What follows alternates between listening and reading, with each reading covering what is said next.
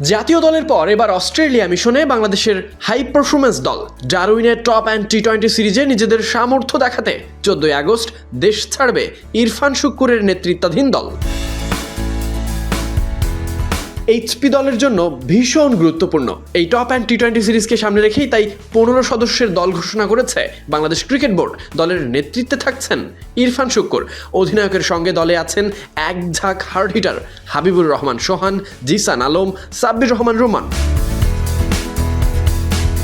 দলের অন্যান্য সদস্যরা হলেন এস.এম. মেহরব হাসান, সামিউন বাশার রাতুল, এছাড়া তরুণ পেসার রোহনাত দৌলা বর্ষণ, আছেন spinner Rakibul Hasan, Ariful Islam, pacer Abdul Gaffar Saqlain, Ripon Mondol, spinner Rubel, allrounder Abu Haider Rony, Shamim Hossain Patwari, Mohammad Mrittunjoy Chowdhury.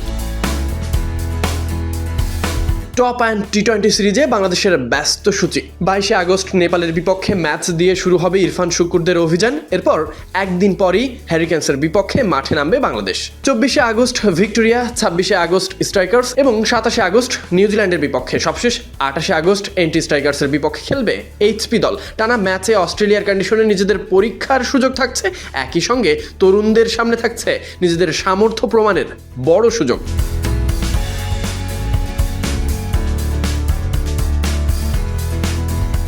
তরুণ ক্রিকেটারদের জন্য অস্ট্রেলিয়ার কন্ডিশনে নিজেদের যাচাইয়ের বড় সুযোগ টপ অ্যান্ড টি-20 সিরিজ। প্রতিযোগিতামূলক ক্রিকেটের পাশাপাশি এখানকার অভিজ্ঞতা ভবিষ্যতে জাতীয় দলে কাজে লাগানোর থাকবে পরিকল্পনা।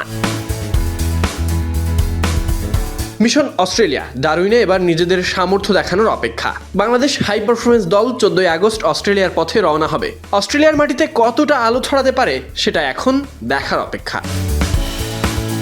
Sadiq Ahmed Sunny, BD cric time.